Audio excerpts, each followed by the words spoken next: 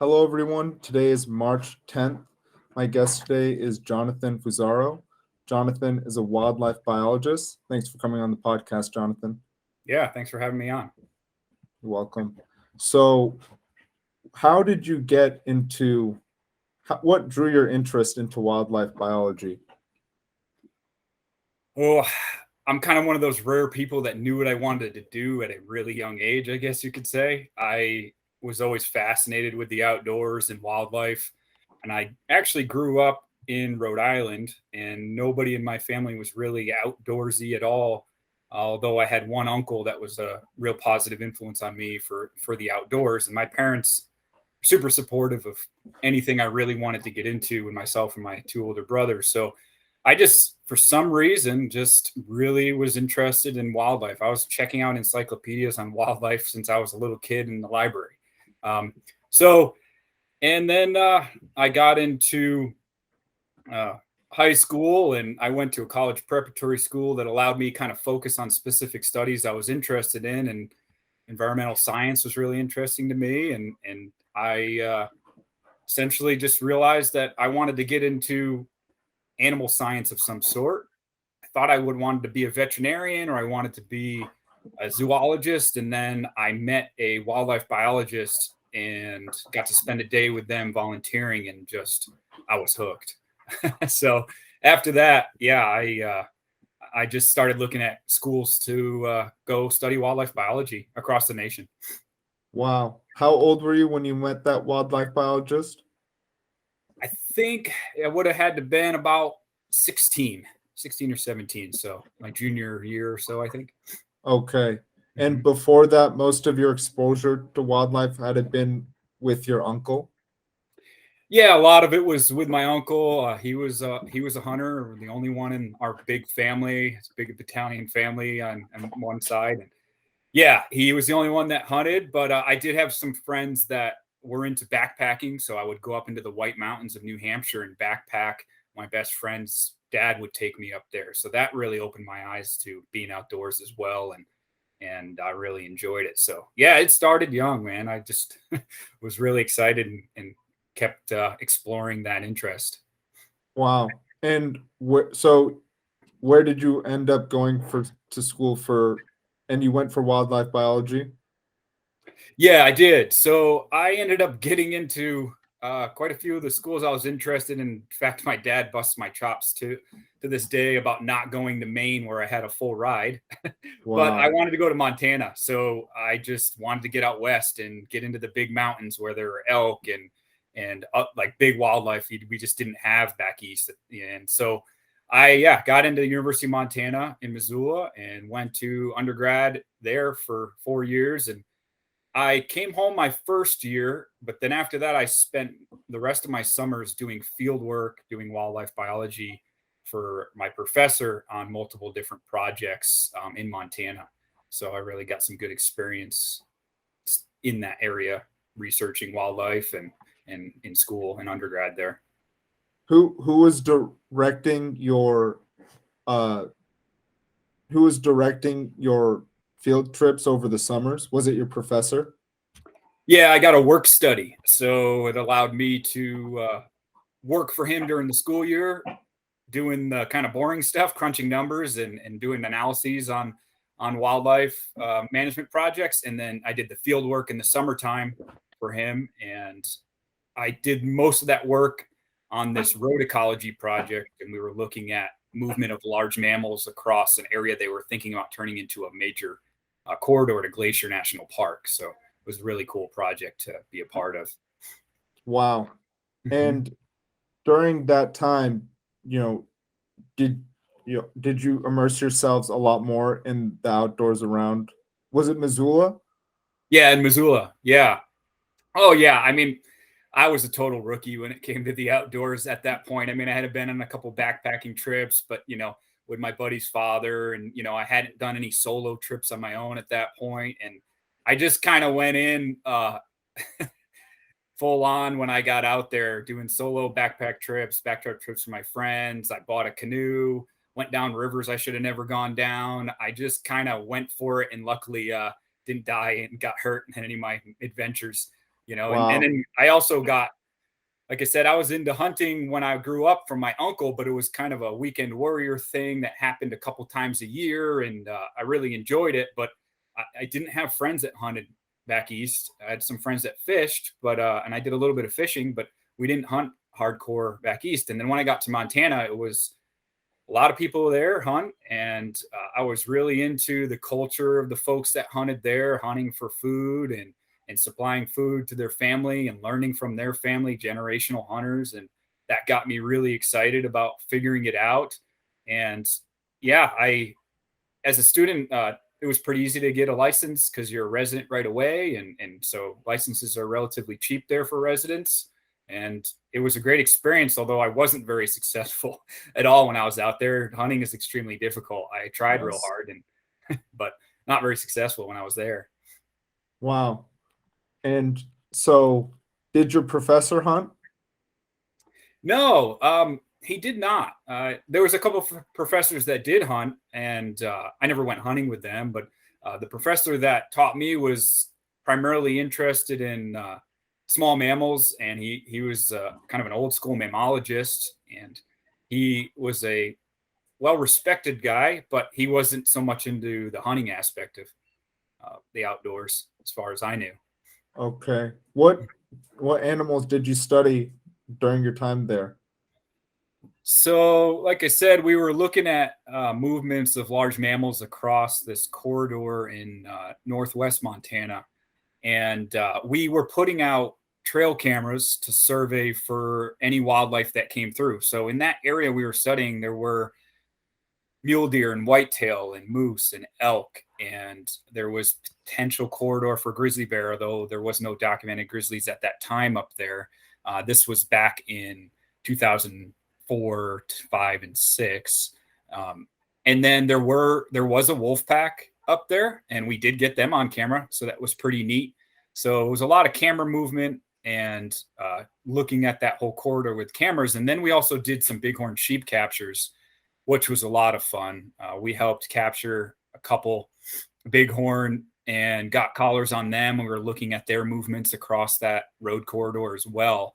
And I really got pumped about hunting more because a guy came out from Africa who was a professional we call a professional darter. So he would shoot the dart gun at the animal and drug them for us. And then we also had a guy from Montana from the state agency there helping us as well.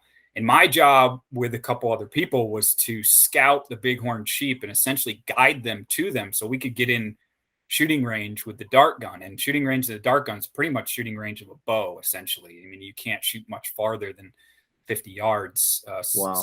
Some guns farther, but in the case their situation, you had to get them close. So I was pretty successful in getting them there, not thinking much of it, just because that was my job and it seemed like fun. And the guy actually was like, "You know what? You're really good at this. Do you hunt much? Are you considering guiding or anything?" And I was like, "Maybe I'm pretty good." And I really started thinking I should get more serious into it. And I started partying a little less and focusing on hunting a little bit more in my junior and senior year. And yeah, trying to be successful. Wow. So you said you weren't too successful. Were you able to hunt with did you go by yourself mostly your juniors and senior year? Yeah, I Or went by myself hunting for mule deer and elk, and I didn't harvest a single one that whole time when I was out there. I did some bird hunting and was successful bird hunting, and I guided. Well, I went hunting with a friend, and I had a mountain lion encounter where a lion was behind me about 15 feet staring at me, and wow. it was one of those kind of slow motion experiences where you're kind of just like not sure how to react and just like, okay, this could be serious. And at the time I was carrying a pistol on my side and pulled my pistol up and put my rifle over my shoulder, and I kind of just aimed at it and I was just yelling at it, "What are you going to do?" And it just kind of turned its head and walked away. I learned an important lesson never to call. I was calling like an elk because I was trying to cow call to bulls, and the lion must have come in thinking I was an elk. And in hindsight, now I know it was a younger lion. At the time, I didn't know. It was big to me. It was huge.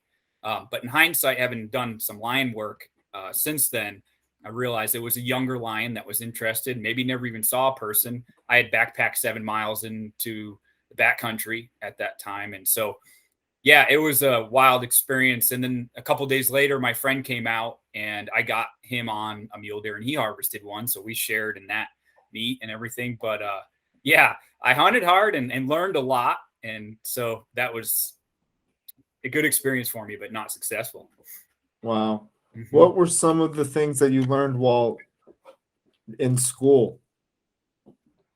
In regards to the classes I took, or in regards to the summer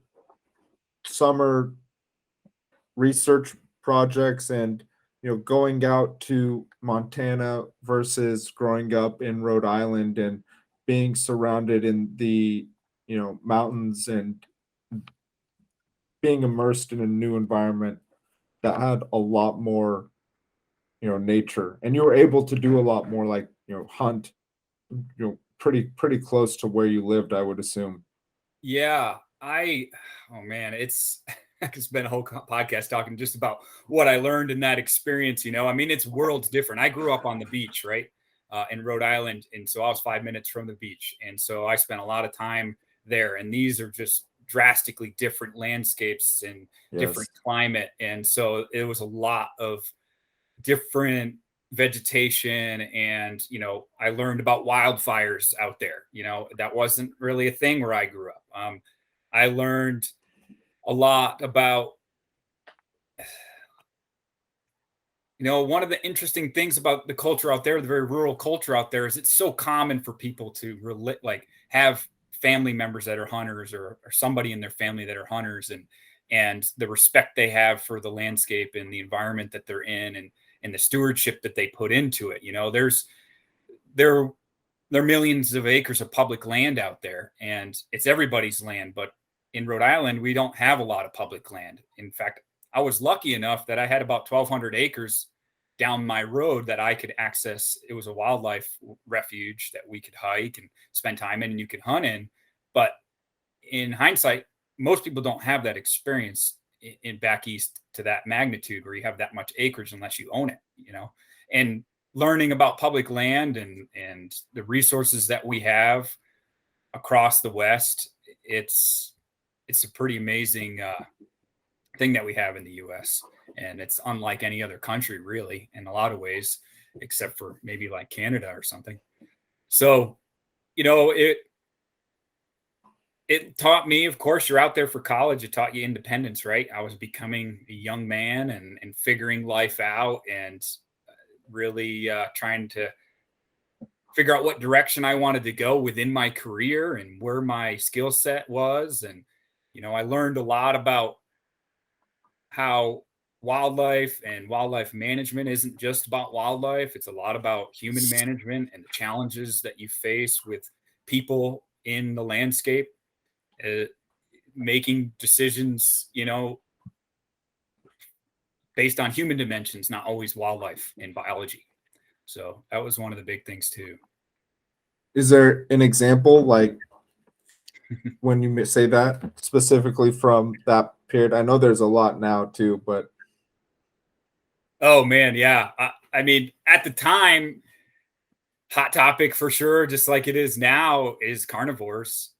And I was very much interested in researching carnivores, but I was always told it was a very difficult thing to get into. And the controversy centered around people that love carnivores to death. And, and then there's people that absolutely hate them. And then you got people all in between, and people who are just indifferent to the idea. So, I mean, that is probably one of the biggest topics that really brought that to light with me, is just how passionate certain people are on both sides of the spectrum when it comes to carnivores and how they're managed, or how they exist on the landscape around people. Wow. And you said in 2004 there were no grizzlies in that glacier park? No, there are grizzlies in there, and there were grizzlies then. In the area outside of the park where I was, I'm not aware of a documented grizzly. I know we were considering that area as a potential corridor for grizzly movement, and with the known possibility of them expanding into that area. And I haven't looked, but I'm pretty certain there are grizzlies using that country now. Okay. Mhm. And you documented the one pack of wolves that was in the area as well. Yeah, they were known to be there, and we did get them on camera in the northern part of our study area. Yeah. Okay. And so would you say the consensus then, you know, or so you were interested in carnivore studies, and did you, after leaving school, how were you able to integrate, your love for wildlife and being outdoors with your career? So yeah, I left Montana and ended up, of all places, not even thinking about it, I ended up in California. And I had a friend that recommended I do this job working on bighorn sheep. And I had already had some experience with bighorn sheep. So I had got lucky enough to beat a bunch of applicants out in a very competitive position to do bighorn research. And I was working for a PhD student at the time. And my job was essentially to help track those animals and help with population counts. And this population of bighorn sheep is in the Sierra Nevada mountains. I was based out of the eastern side of California, so the side most people don't think of, 5 hours from any major city and 80 to 90, 80 something percent public land in the area I was, not far from Yosemite National Park and kind of in between Yosemite and Death Valley. But the eastern side of the Sierras has bighorn sheep, and they're an endangered, federally listed subspecies of bighorn sheep. So I spent a couple years working for her, doing research on bighorn, and I got to take part in captures of bighorn sheep as well, where we flew in helicopters and we used net guns and what we call muggers, which I ended up graduating eventually to be. It's an incredible experience to fly in a helicopter in the mountains, and you shoot a net about 10 or 12 feet by 12 feet over the animal. They get hung up, and you hop out of the helicopter, sometimes like kind of hovering, and then you grab a hold of them and you hold them, make sure they're safe, and you get them hobbled up, and then we would then send them into a base camp where they would get, basically it's like it's one way we capture wildlife. It's kind of like an alien abduction, but the animals are treated as best as they can, and that was a really cool experience for me to go through that and see how they put GPS collars on animals that way. And yeah, from there, I did some mountain lion work for a while where they were capturing mountain lions with hounds, and I helped the houndsmen catch lions for a couple years.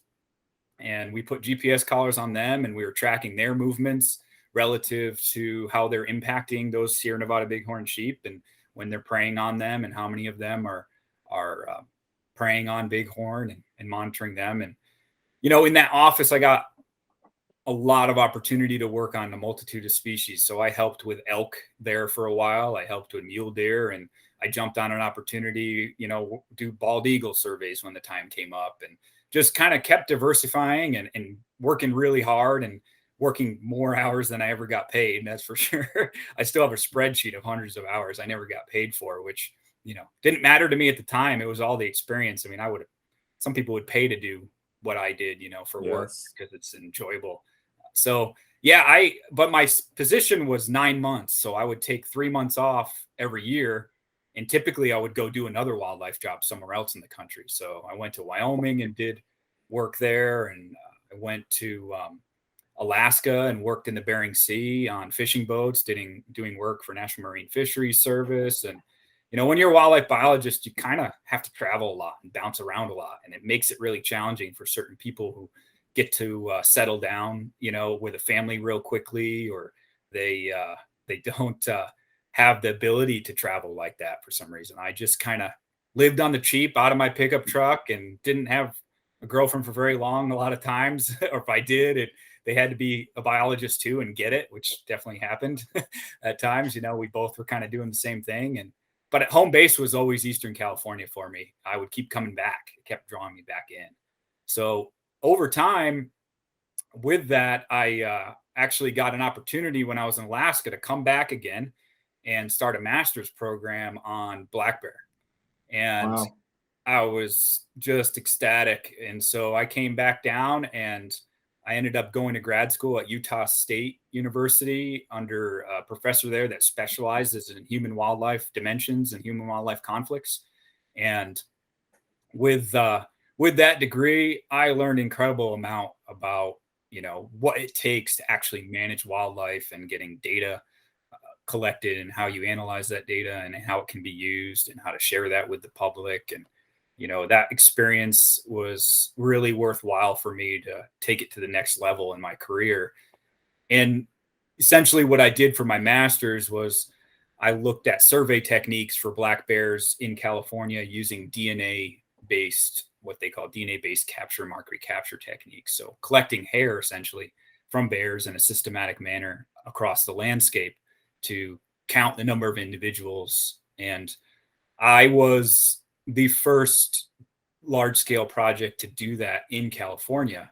And it really started to change a lot of people's mentality about how we can move forward with monitoring bears in the state. The bear population was growing dramatically. I mean, the bear population in California is tripled over the last couple of decades. And so there was a lot of interest in knowing more about where they are, and they're showing up in places they historically never were. And, and it was just super interesting work to be a part of. And then some of that work continued on to other parts of the state where I trained other biologists to do the same kind of survey work. And then, then next my wife and I decided, well, we love California. I love what I'm doing. I wrapped up my master's and I kept going with that work. I started doing bobcat work and other mesocarnivores, so coyote as well, surveying them with trail cameras, and was doing really well. But then we decided to move back east to be a little closer to family. Her family's from Missouri, so we wanted to get near them. And we chose Eastern Kentucky because there was a job that came up working on elk out there, and they were in the process of trying to recover their elk population in the state. And it was an amazing opportunity to take part in something like that. So I ended up getting lucky enough to get that position and worked out there for a couple of years. And then we had a change of heart and decided, you know what, we want to go back to California. So we turned around after 2 years. In the meantime, got married around there. And then, Nice. then headed back to California, and no positions were really available for me to get back into the state wildlife management agency. So I ended up starting to work for the transportation department, and that's where I work now. I work for California Department of Transportation, and I do some pretty interesting work for sure. It's mostly related to threatened and endangered species and helping the state transportation department stay in compliance with environmental regulations. And we're doing some interesting work on wildlife crossings and trying to get California caught up on wildlife crossings, because there's been a number of bills that have passed in the state that are trying to push wildlife crossings. What are wildlife crossings? Oh, good question. I just definitely stop me when I get into things that I'm assuming you might know. I'm glad you asked. So wildlife crossings are put in to facilitate wildlife to get across the road a lot easier, so they don't get hit by cars. And so reducing roadkill and reducing the number of collisions. When you add fencing and you put in proper wildlife crossings, scientific research shows you can reduce roadkill and collisions with vehicles up near 85-90%. So it's pretty significant for wildlife and for people, for human safety. And California's a little behind on wildlife crossings compared to other states. So it's good to see California's moving forward with some of that. Okay. And a wildlife. So when you say that would be, sometimes I go into public land and I see it's, I check on X and it's completely public everywhere. But then I see a fence there and it's usually next to a road. Is that put in part because in order to lessen the amount of collisions there? Collisions. Typically, no. You're looking at what we would just call a right-of-way fence. So that's just delineating the boundary of the transportation department's property, essentially. Wildlife fencing is about 8 feet tall, excuse me, it's about 8 feet tall typically, and it's like tight woven wire type of fencing, so they can't get over it or through it at all. And Got then it. a wildlife crossing is either a bridge where the animal, they call an overpass, the animals will go on that bridge, it's vegetated, it has soil, and the animals will cross on that bridge to the other side, or they'll go under the road and under a bridge under the road or through a culvert under the road, and those fences kind of funnel the animals to those structures. What's a culvert? So culverts typically where waters passes under the road. So it's a big pipe essentially, or a concrete box that's under your road. So when there's a creek going under the road, it's usually through a culvert or some sort of a box culvert or a metal culvert, and they can be modified so wildlife can use them as well. So Got it. mhm. Okay. So going back to your first experience in Eastern California, where Yeah. you were monitoring bighorn sheep, when you were monitoring mountain lions, that was all part of the same ecosystem, correct? Yeah, exactly. Yeah. And did you find any, or did you make any determinations between or relationship between mountain lion counts and sheep counts? And what did you learn? Because you just had come there from Montana, and so what are some differences between you know management in California versus management in Montana, if you knew at that point? Yeah. So um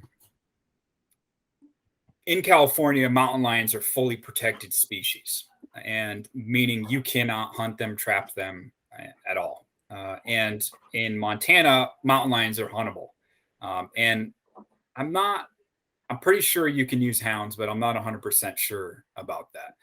So I'd have to fact check me on that. But you can hunt mountain lions in Montana, but you can't in California. And we were studying mountain lions because mountain lions prey on bighorn sheep, and the bighorn sheep population was at a low enough level that an individual lion in a herd of say 30 animals, if he or she happened to take a few female bighorn sheep up to 8, which we did see, that would be a significant impact to that small herd, as you can imagine. So that is extremely controversial subject to really get into. There's all kinds of politics involved, and what happens with those lions when they do that. There's a long history in California of that, how to manage lions relative to bighorn sheep, from early days when a lion was in the range of a sheep, they would euthanize that lion because they were protecting sheep too. They stopped entirely for periods of time removing lions at all, because we didn't want to impact the lions as well, or the politics dictated as such. And it's like I said, it's controversial, but the science tells you that you can manage mountain lions to help protect bighorn sheep. And uh, and it's interesting when you look at it, because some biologists would say, well, if you have the right lion in the area and that lion isn't killing bighorn sheep, then it's best to keep that lion there, because that lion will defend that territory, and then essentially you won't have bighorn sheep mortality. And that's true, and that can happen for a period of time. But mountain lion populations in California are not suffering at all, and there are a lot of lions in California. There aren't exact numbers for how many in the whole state. We couldn't tell you that, but at any given time in a pretty small area where I live, there would be 12 lions, 10 to 12 lions working that specific area. And the houndsman's objective was to capture every single one they could and put a collar on it and see what they were doing. And a lion stayed away from sheep. They never touched them. But certain individuals seem to specialize in bighorn and would kill a fair amount of bighorn sheep. So it was really interesting looking at that behavioral difference between certain lions. And females bringing their cubs to a kill. They teach their young how to kill. And we were wondering, well, does that mean every cub was going to kill bighorn sheep? Well, not necessarily, but some of them may. So there was a lot of questions being asked like that, and trying to figure out what the answers were to that through GPS collaring and surveying them. Wow, that's pretty exciting. Did it you know, so this was, you said that you were netting and you were shooting net guns from helicopters and able tracking lions with hounds. That's much more hands-on than what you were doing in school, correct? Yeah, in school, I wasn't doing a whole lot of capturing for the most part. I was out putting out remote cameras and checking those, and we did do that short capture of bighorn sheep, and that was pretty hands-on. All scientific research isn't all glory. I had to do close to 1,000 vegetation surveys, and if you're a botanist, that's exciting. But when you're not a botanist, it's not so exciting. And you do vegetation surveys to look at, what is out there and what the wildlife have to eat. And we also were looking at whether or not you could see certain species from the road, looking at, how far can you see off the road from the center and looking through the vegetation. So yeah, when I was in Montana, it was quite a bit different work. And almost every job that I've done has had differences like that, where I was just trying to get different experience and learn different things. You pick up a little bit with each project and you learn from different scientists. So yeah, there's a lot of diversity within the field. Wow. And that was only 9 months out of the year. You took jobs in between, and one of them was on a ship in the Bering Strait. Yeah, I went out to Seattle, did some training, and then got on to a large ship. It was a 735-foot ship with almost 300 people on it. And we steamed up to the Bering Sea and went to the Aleutian Islands area. And then we went halfway to Russia and we were fishing. And it was the cod and pollock fishery that we were focusing on primarily.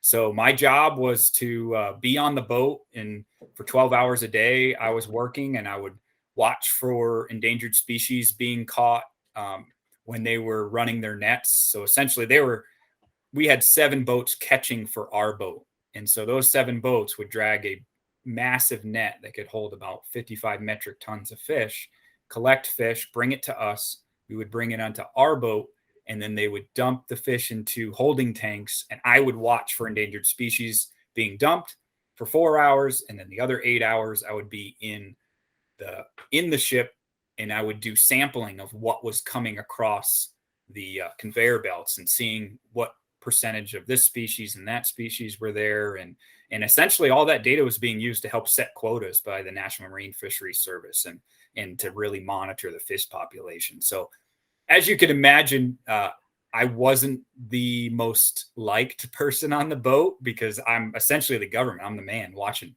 and I couldn't write tickets or do anything. I was just there to record. And, I tried my best to make friends with people on that boat, and I did make a few friends. And it was interesting. That boat had more people from out of the U.S. on it than Wow. it did from in the U.S. A lot of folks from Africa and from South America were on that boat. And it was really interesting getting to meet a lot of different people from different cultures on there. And it's definitely a language barrier for some folks with me, but we did well. And I spent 90 days out on the Bering Sea with an hour of time on land that whole time, where we met in Akutan and unloaded the processed fish for a week. And I got to go out. Yeah. So it was quite the experience for me. It really, I learned a lot about myself out there. There's a lot of solitude in a way, in that job. And it was a good experience, but quite a bit different than other work that I've done. Yes, that seems to be the only work involved on a boat. Most of the rest is mountainous, correct? Yeah, mostly. Yep. Most of the stuff I've done has been in the mountains otherwise. Yep. Okay. So you said after, you had a few trips or a few jobs in between, and then you had the opportunity to study black bears at the University of Utah. Yeah, for Utah State.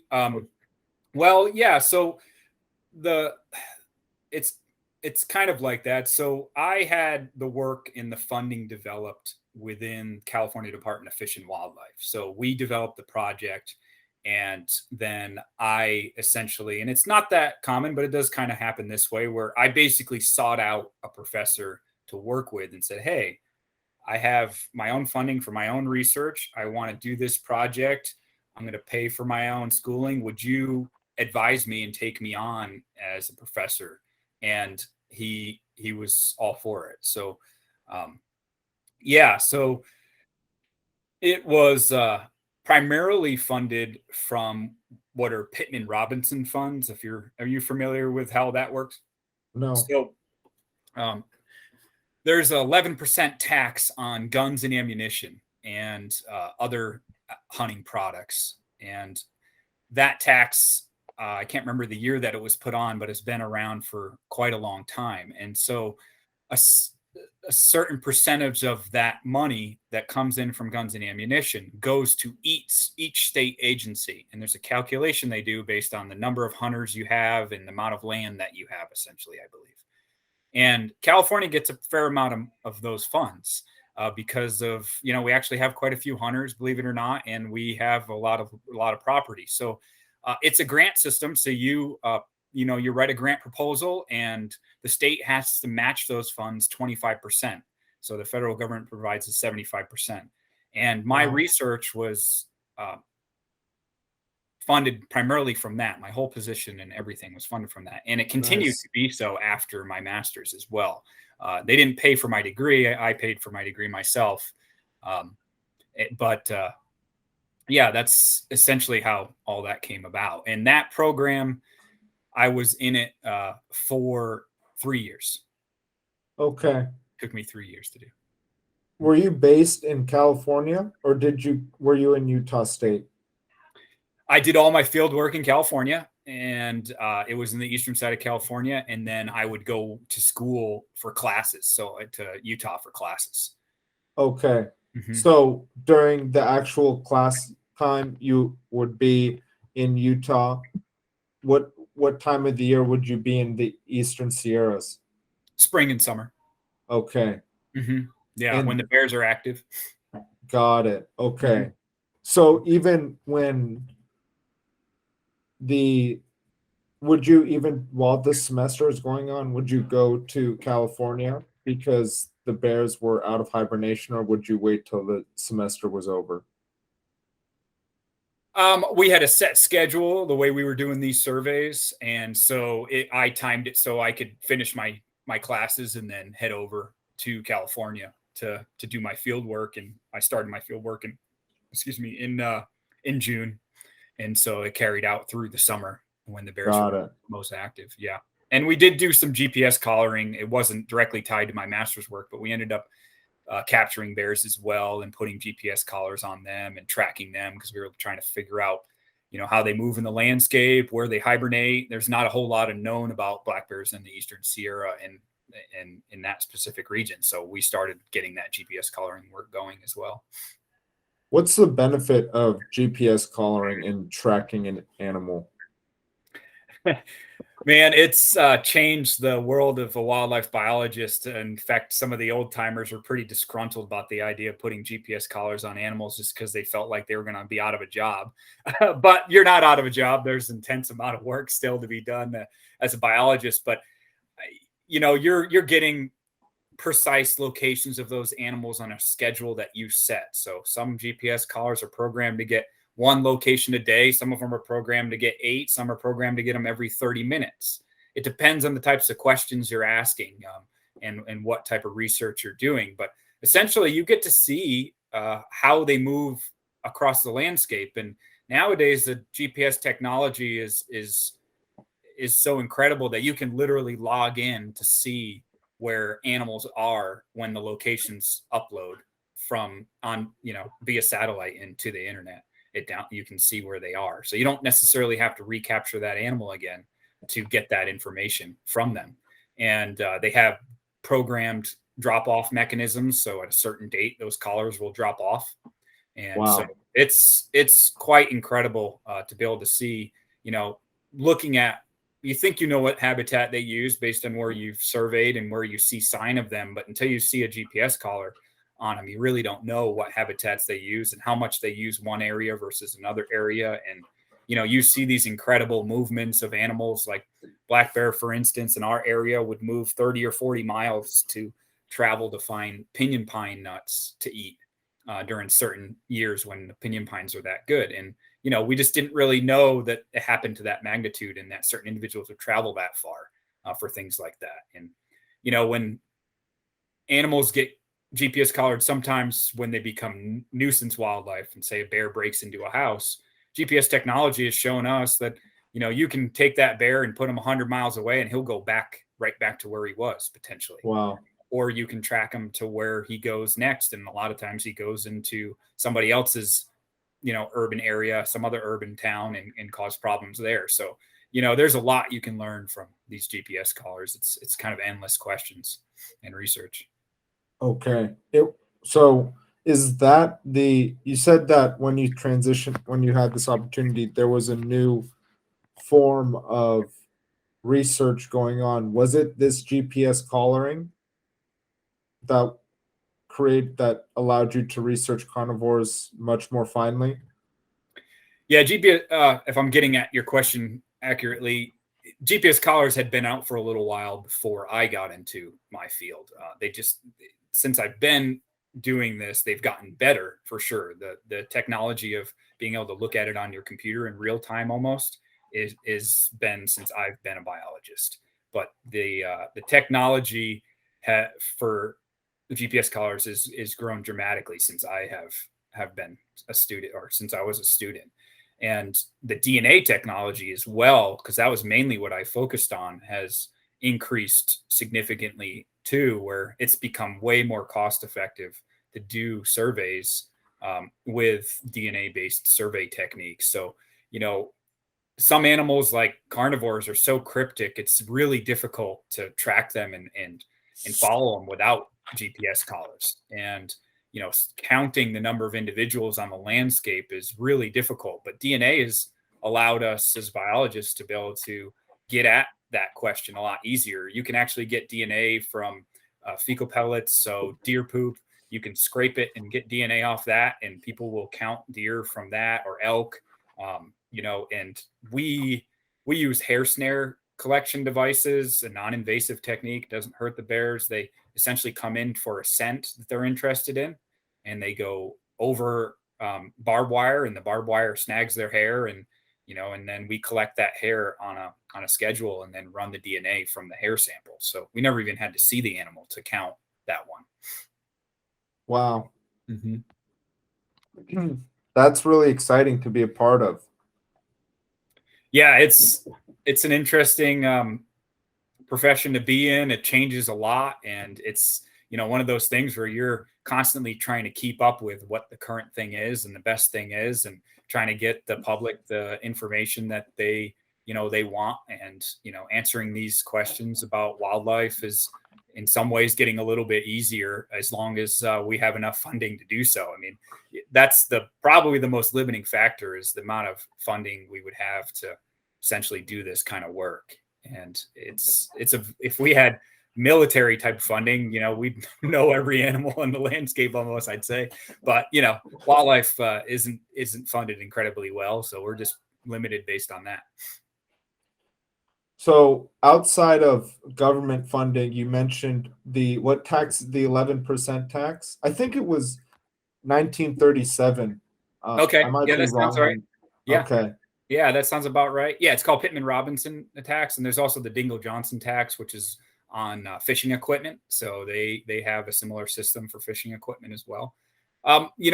Most of the work, so we do have that opportunity to get those grants to help with our work, but most of our work within state agencies for fish and wildlife, and it comes from money when people buy their hunting license and their hunting tags.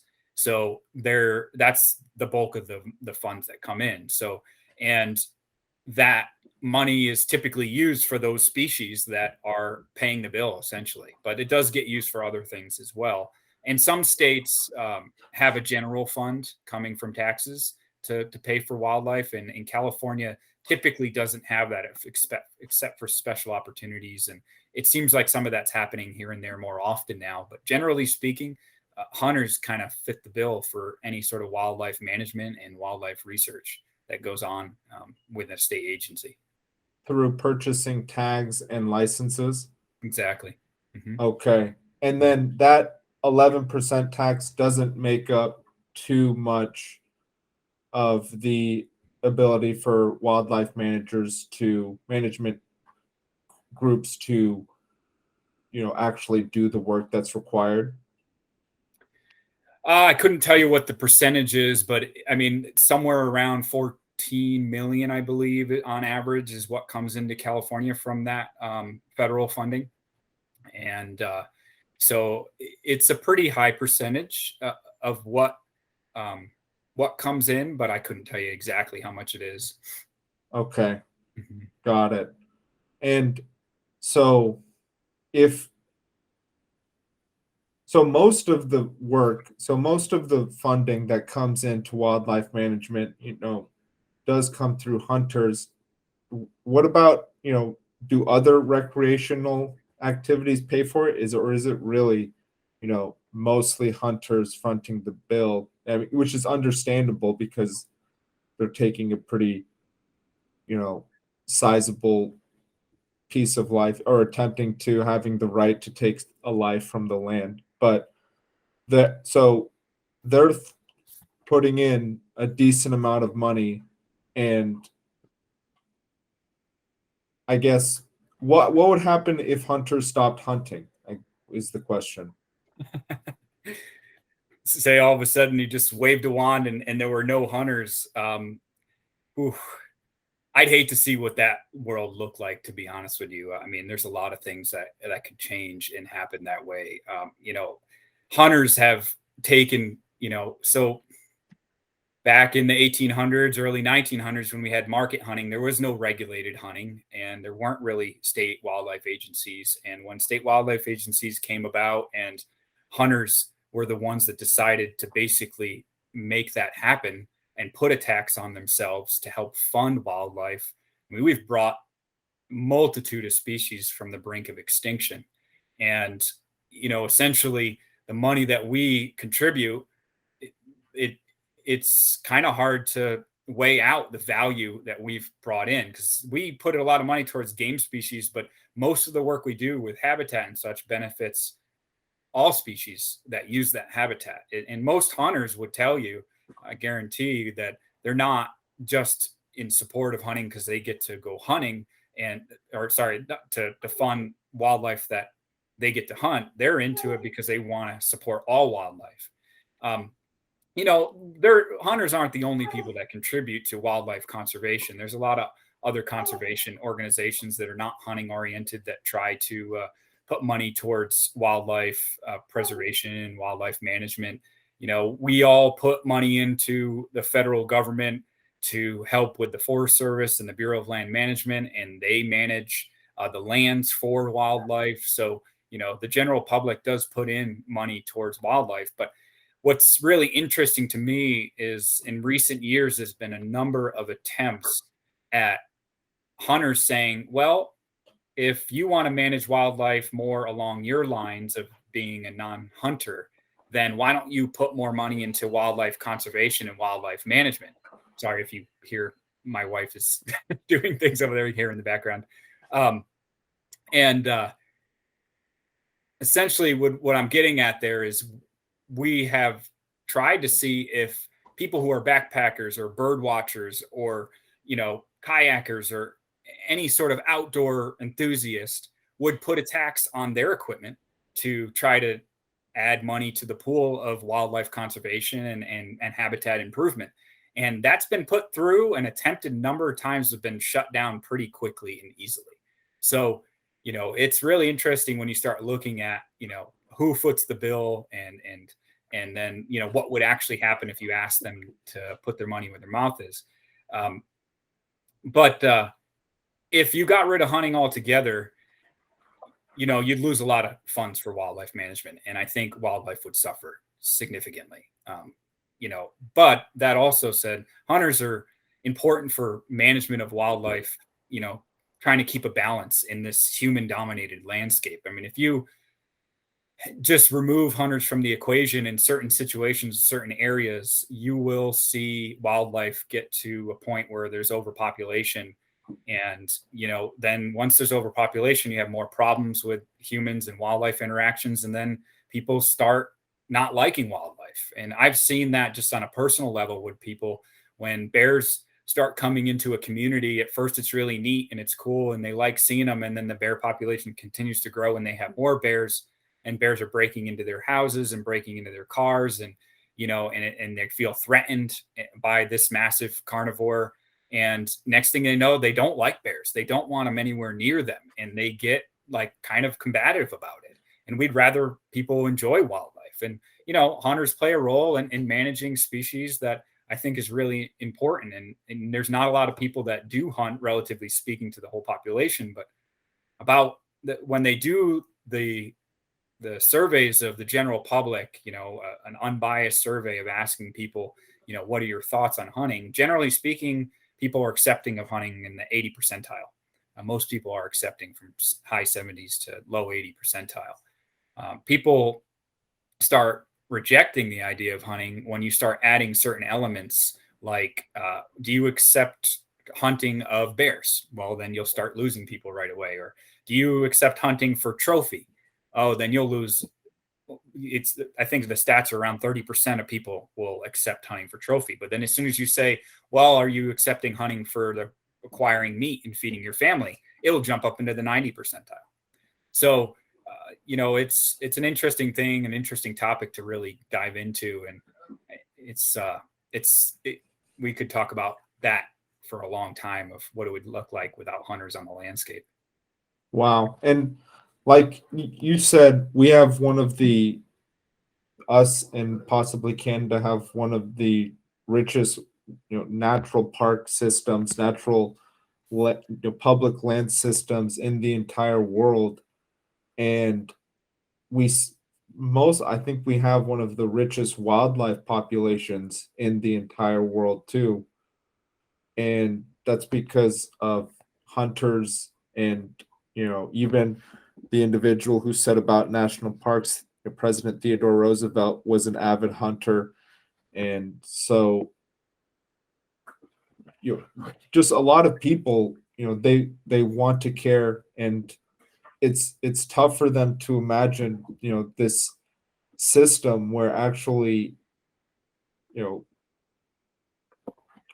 hunting is best for the species in the whole, in the sense that, like you said, there needs to be management of this wildlife once it overruns, and there needs to be management of the wildlife even before it overruns, in order to make sure that there's no one doing, frankly, there are a lot of hunters that are good, ethical people, but there's also going to have your few who, do the wrong thing. And that needs to be managed as well, because there needs to be funding to the groups and organizations that are going to make sure that doesn't happen, to make sure that the land is prospering, to make sure that the animals are prospering. And like you mentioned, and a lot of people don't think of, because a lot of people live in urban environments, making sure that the animals don't get too integrated within towns and start messing with people's property, because it's a serious issue. Yeah, it can be a serious issue for sure. And yeah, you touched on a lot of interesting points there. It's amazing. There are other countries, that have a lot more biodiversity than us, or similar biodiversity than us. And we're really lucky to have what we have. And we have a really successful model of, bringing a lot of species back from the brink of extinction, essentially. And, I think of this time as like, this is like the good old days in a lot of ways, where, we have a lot of wildlife, and you can see wildlife almost in every state and not have to go too far from, your urban area to see them, or you see them in your urban area. it's really an amazing time, and national parks are super interesting, landscape to study wildlife in less dominated human landscape. And it's interesting to me when you think about the culture of hunters, and there's people that are opposed to hunting, and they don't want to see any animal harvested or hunted or killed at all. But there is a lot of land that that wildlife aren't harvested or hunted in national parks or preserves where they're not, and there's private lands that are not. Like, that land does exist where wildlife get to be wildlife and not to be influenced by people very much. So yeah, that's super interesting stuff to think about for sure on a landscape level. And yeah, like, you touch on Teddy Roosevelt, and he's a hero of mine for sure. And there's a lot of people that are like that out there now, that in folks like Randy Newberg and Steve Rinella, who are kind of changing the face of hunters these days, to make them more of a family friendly person, where I hate to say it, but Hollywood makes hunters almost always look like these buffoons who are horrible people, and they're just out to kill, and there's no technique involved. It's just simply shooting an animal. And I really think that these guys like Randy Newberg and Steve Rinella, and there's a whole bunch of other folks that are really pushing for this conservation minded hunter, like what Teddy Roosevelt was. And I've always kind of tried to model myself after stuff like that, those types of people. And I think there are a lot more hunters that are like that, and Yes. are seeing people like that and realizing like they have somebody to look up to, because some people, for example, on a personal note, my wife, where she grew up in southern Missouri, she, her mom is vegetarian, and her experience around hunters has been pretty negative, because a lot of people that she associates with hunting have done really bad things. I mean, they've tried to shoot deer in her yard that she enjoys seeing, and they're breaking the law. And and there are hunters in her family that she respects, but there's people that, my point is, there's people that see bad examples of hunters, and then they paint that picture across all hunters. And I really don't think that people should keep an open mind about the types of people that are hunting, and the reasoning behind doing that. I mean, most people now are primarily interested in hunting for the meat, and that's primarily why I'm interested in hunting, is to feed my family. And I do it for wildlife management purposes, but it's more of an experience that I enjoy, being able to take care of my family and fill my freezer. In fact, you can see behind me the box freezer back there. It's full of Oh, game meat, nice. and that's primarily what we eat. Is game meat for the entire year when I'm successful enough. And yeah, it's one of those things that there's a lot of reasons people hunt, and the kill is the farthest from what most people are interested in really like focusing on, or they do focus on when it comes to the hunt. I think, I'm a fairly novice hunter. I've been hunting for about 3 years. And for me, it all came together in the kitchen. Yeah. I Yeah. had a kill, and it was pretty, intense harvesting an animal, a deer. Um, Hunting it was an experience in itself, walking onto bear scat for the first couple times, and then walking onto a lot of bear scat. And but like you said, like, the kill was, it happened.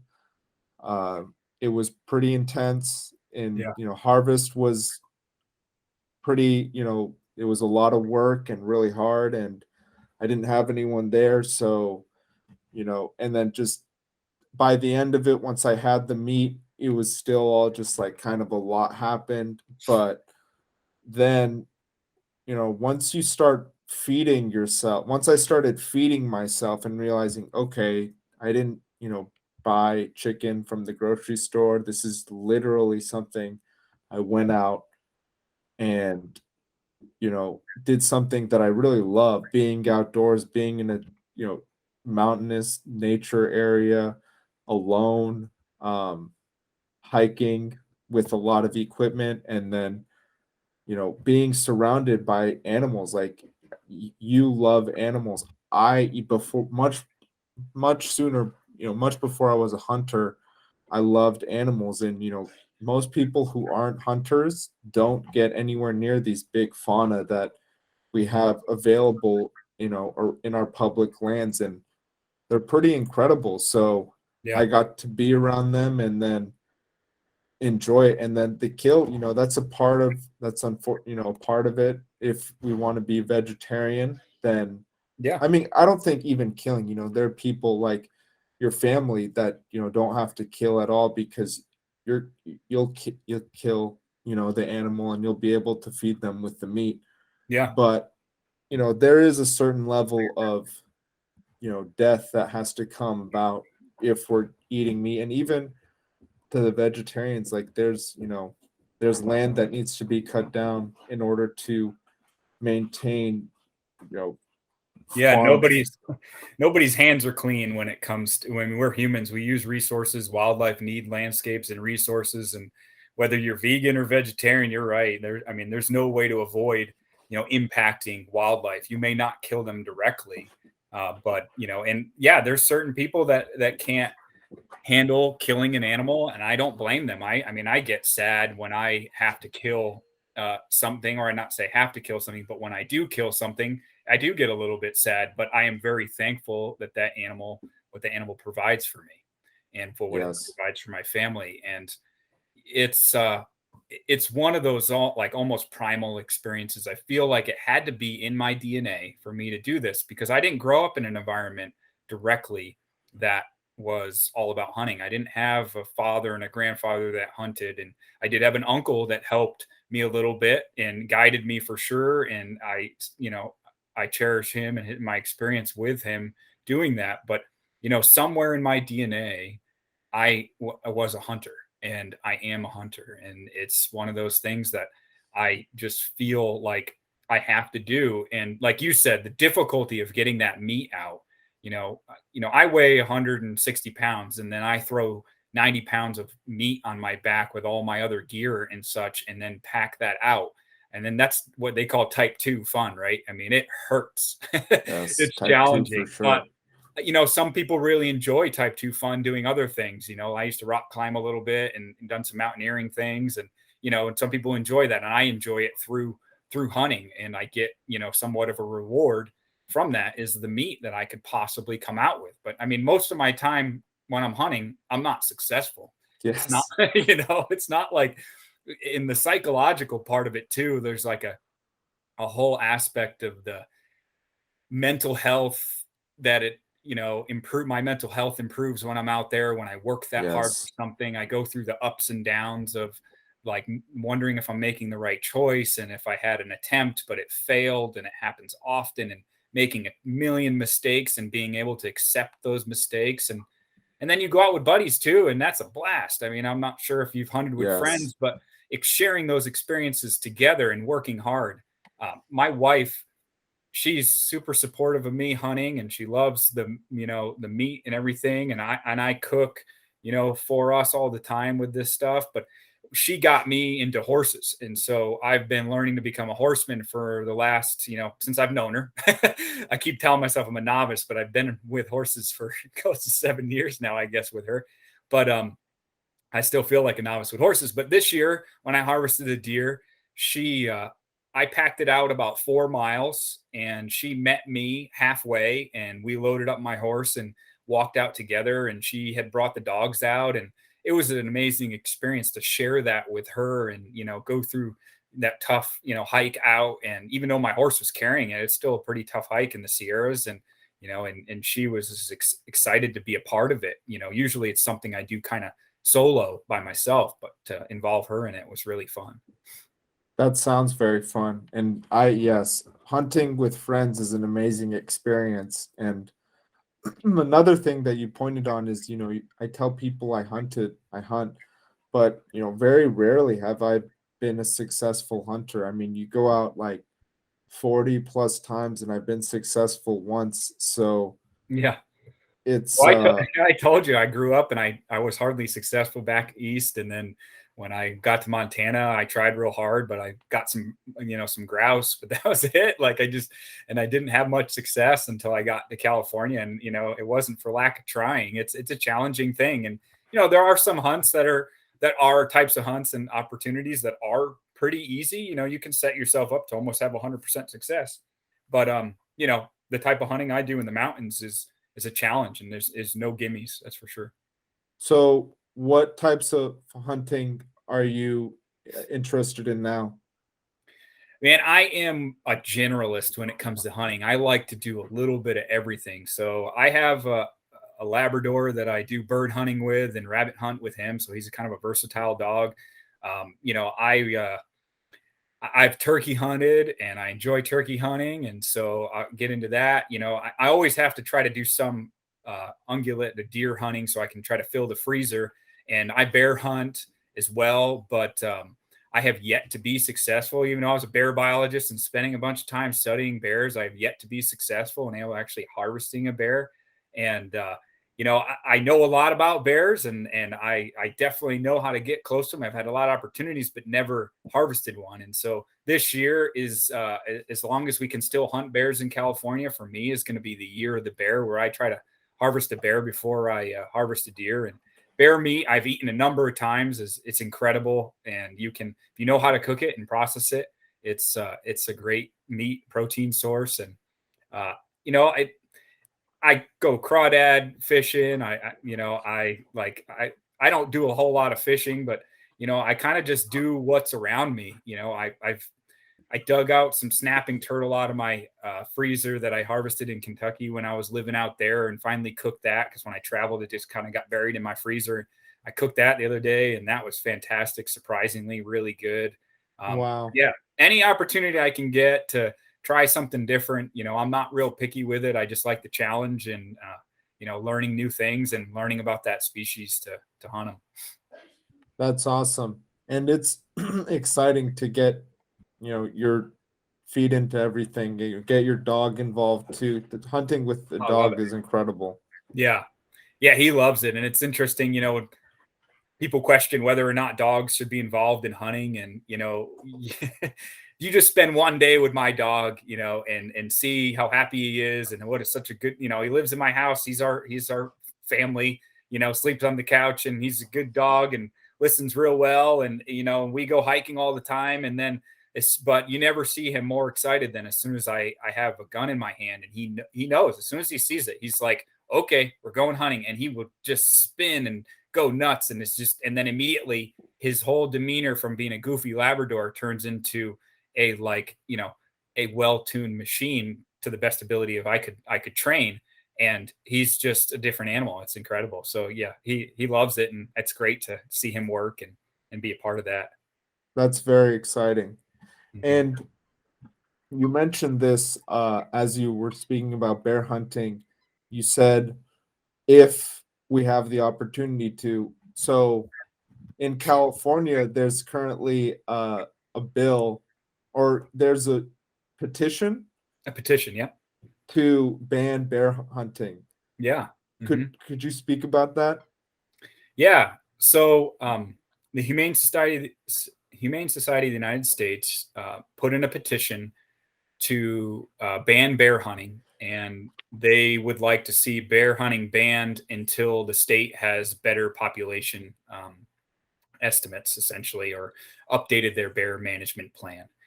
And that petition was put to the State Fish and Wildlife Commission, and the commission is who sets the hunting regulations for state wildlife. So they are looking over that, and they received the petition, and they have now sent the petition to the Department of Fish and Wildlife Biologist, essentially asking for their recommendation on what that petition has to say. So they're wanting the department to validate what information they put in there, and they're trying to essentially the Humane Society is trying to say that the bear population is in significant decline and potentially going to be extirpated from the state. And they are saying that there's no people that are interested essentially in bear hunting anymore. Hardly anybody is. It's declining significantly. So they make a lot of interesting claims in there that have literally no backing in science that is available. It's interesting thing when you read a paper, scientific paper, and you can kind of twist it how you want that information to be. But the truth of the matter, having been a bear biologist in the state for 4 years and studied them, the bear population, even with the wildfires, even with climate change coming, there is no concern for bears to be extirpated from California, losing bears in California at all. And hunters only harvest around 1,000 to 1,200 bears a year. And when you have a population close to 30 to 40,000 at a minimum, you're not making an impact. You're not actually even managing the population. Like I said earlier, the bear population in California has increased dramatically over the last couple of decades. It's tripled. So, yeah, but the truth is that commission has to evaluate that petition seriously, and the department's going to provide a recommendation based on what they have for science and the science that's available on black bears across the country and how it relates to their petition. And once they make their recommendation, the public has opportunity to speak to the commission and make their claim for pro hunting of bears or anti hunting of bears. And, with California, there's been a number of things that have happened in the state based purely on emotion and not on data and science. And, there's a possibility, and it doesn't seem like it will go that way based on the current culture of our commission and kind of how they're set up. It doesn't seem like they'll eliminate bear hunting in the state, but there's a possibility. That's why I said that. Okay. Mhm. Wow. And so that's interesting. 1,000 out of 30, 40,000 possible bears.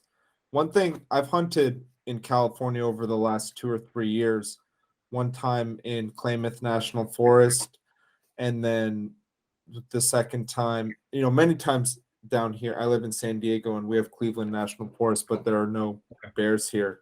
Mhm. Up to the northwest of Yosemite, there's another national forest. I forget what it's called. But in both areas, in that area northwest of Yosemite, I was stumbled upon a sow and a cub. And in Klamath National Forest, I saw countless amounts of bear scat. And it just seems to me that there's, based off of being out there, there's a lot of bears out there. Yeah, I think even just anecdotally, if you spend enough time out in the mountains, you will have a high probability of probably seeing a bear before you see a large buck. The deer populations in the state have been declining slowly but surely over time, and the deer populations are still really strong, but they've been declining. And it's really hard not to, when you know what you're looking for, find bear sign, and you may not see a bear, but you'll definitely see their sign and their activity in an area. But in my area, it's interesting because the Sierras, Eastern Sierras, there's really good habitat, but as you go even farther east, it becomes more sage, Great Basin desert, and people really didn't think bears would be able to eke out a living in that area, but they are, and they're doing really well. And it's to think that bear populations will decline with climate change is kind of funny to me, because black bears especially are extremely adaptable. I mean, they can live in places you never thought they could eke out a living, and they're highly mobile animals. They're extremely intelligent. They're showing up in states they haven't been for over 100 years. Like where I grew up in Rhode Island, they started showing up not that long ago in Rhode Island. They hadn't been there for decades. And it's interesting, it's kind of the era of carnivores. Like carnivores in general are expanding dramatically across the entire nation, like there are some places that certain populations are in decline or stable, but for the most part, wolves are, showing up in Colorado now, and their populations with help of people and tax dollars from hunters as well, believe it or not. But that the wolf populations have increased pretty significantly, and grizzly bear populations have. Coyote are expanding. I remember when I was in Kentucky, people saying that the coyote populations have grown dramatically since they had lived out there, as kids, and their grandparents remembering hardly seeing them, and now they're everywhere. So it's interesting that how much things have changed, and you know in hunting can help manage these animals, but if you don't if you don't hunt them effectively and at a certain level, you're not really managing them. They're just going to keep growing and doing what they're doing. Yes, they definitely need to be managed and everything needs to be kept in certain harmony. So you mentioned climate change. Have so throughout your career as a wildlife biologist, have you observed climate change in the field? Um, I'm not a specialist in climate change, just like anecdotally myself, like, I see what everybody else sees, we're in, really serious long drought in California. And I have seen where I've gone backpacking and watched, there's a couple small glaciers in the Eastern Sierra. I've seen those, melting. It's hard to say for me, not being a climate biologist, to really tell you that I've seen true what is climate change. But there's no doubt from the research that's out there that we're in this situation. And I have a couple friends that are studying some species that they say are going to be most impacted by climate change. Like there's a species called the pika, which is in the rabbit family, and they live at about 8,000 feet in higher elevation, all the way up to 14,000 feet in the Sierras. And they live in other places in the Rocky Mountains as well. But this kind of cute little rodent looking species is adapted to high elevation landscapes. And in theory, with climate change, those types of elevations, as things warm up, are going to become smaller and smaller over the landscape. Where essentially, you imagine this peak where that little animal lives in 2,000 foot range, and over a period of time, that amount of habitat that has that level of temperature and snowfall and such just becomes smaller and smaller, to eventually that species might blink out, because they don't have the climate that they need, and the vegetation that they need. But to think that a species like a bear would be impacted by that dramatically is not, I don't think in the near future, very realistic. Because they have such a wider range and they're much more adaptable than that rodent rabbit that can only be at a certain elevation and a certain temperature. Oh yeah, significantly. I mean, yeah, you have black bear, in the southeast in Florida. They're the same exact species. Whether they're brown or blonde, it's still a black bear. Black bears come in many color phases, and they live in extremely humid environments. They live in extremely northern, latitudes as well. They eat acorns and berries in the south, and all these different types of hard masts, and here they eat pinyon pine nuts, and it's and berries, different types of berries here, and they're in Alaska. It's just, I mean, they're pretty much everywhere you can really imagine, except for in extreme desert situations. But when you start thinking about it, we have reports of bears moving through the Mojave Desert country, and whether or not Really? they're able to survive out there, to be determined. But they're traveling through it to get to other landscapes, or trying to see what's out there. And there's actually I'm trying to remember exactly where it is, but there's a grizzly bear subpopulation that lives in the Gobi Desert, which is true, absolute true desert.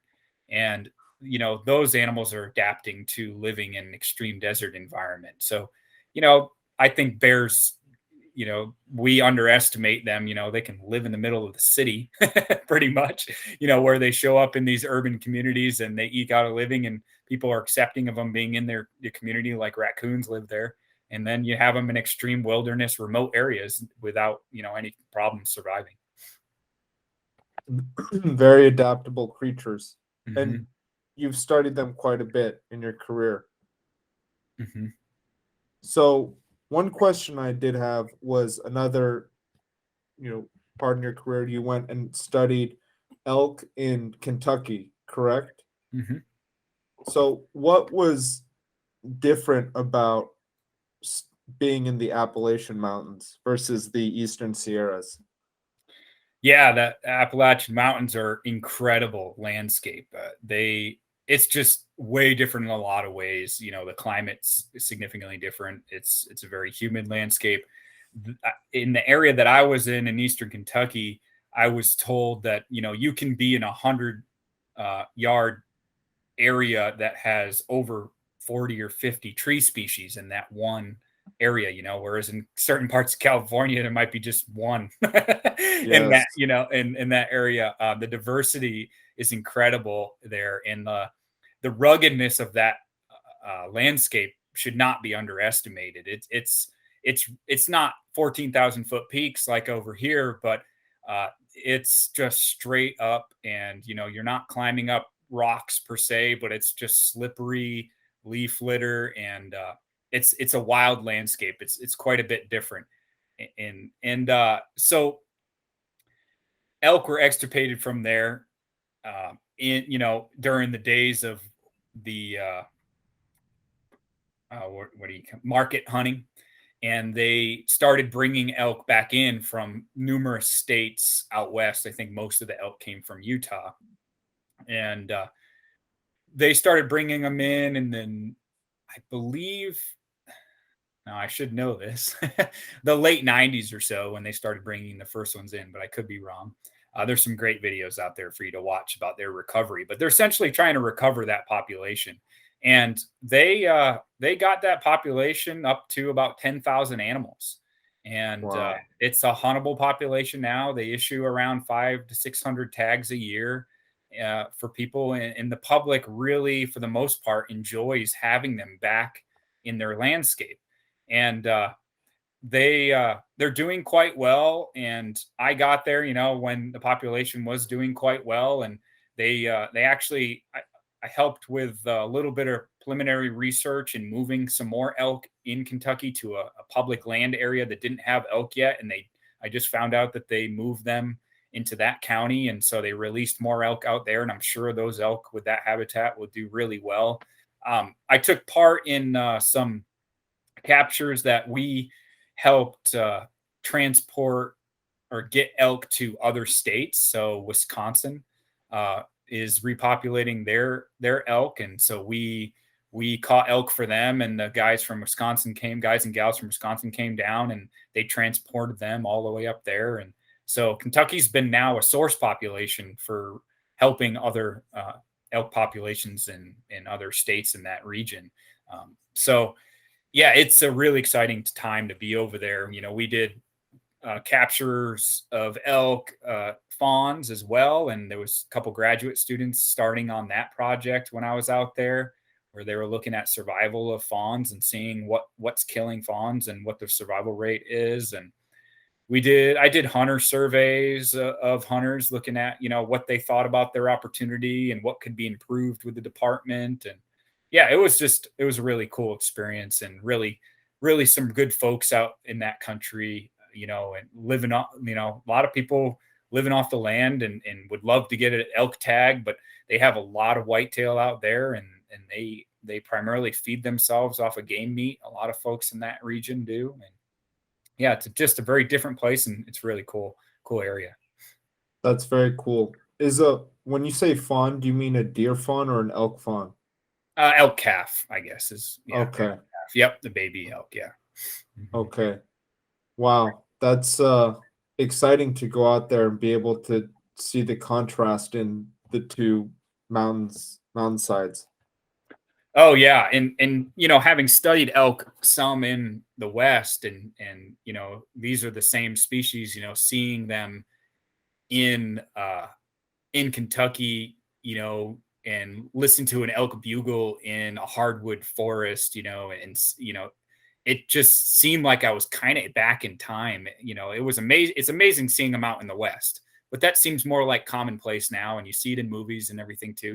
But seeing them in Eastern landscape, it's pretty special thing to see that. And you know when you see or used to read books or whatever about like Daniel Boone and stuff like that, and they were hunting elk and things like that in that region, and they're still there. It's pretty neat to think about that stuff as a kid, and then seeing it in real life, where it wasn't that long, they still weren't there. They were gone for a long time from that region.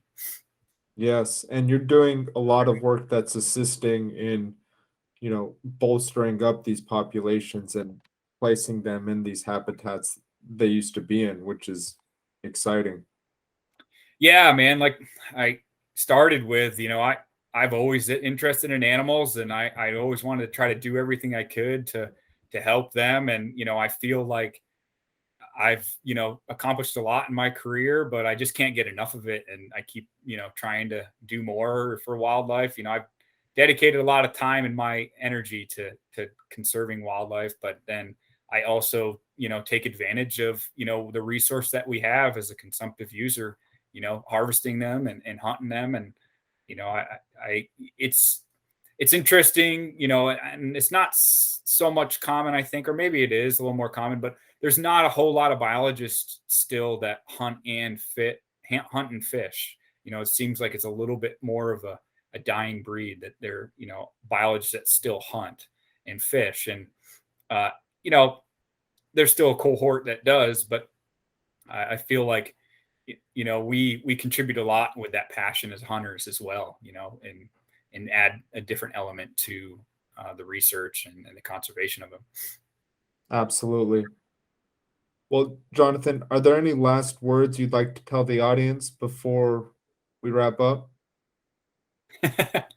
Yeah, I mean, assuming a lot of your audiences are non-hunters or people that are interested in it, you really should keep an open mind to the idea of somebody who's a hunter, or that I think when you're experiencing wildlife, and seeing wildlife, know that hunters are there to have been there to help bring them back, and and try to find ways for yourself to contribute to wildlife conservation as well.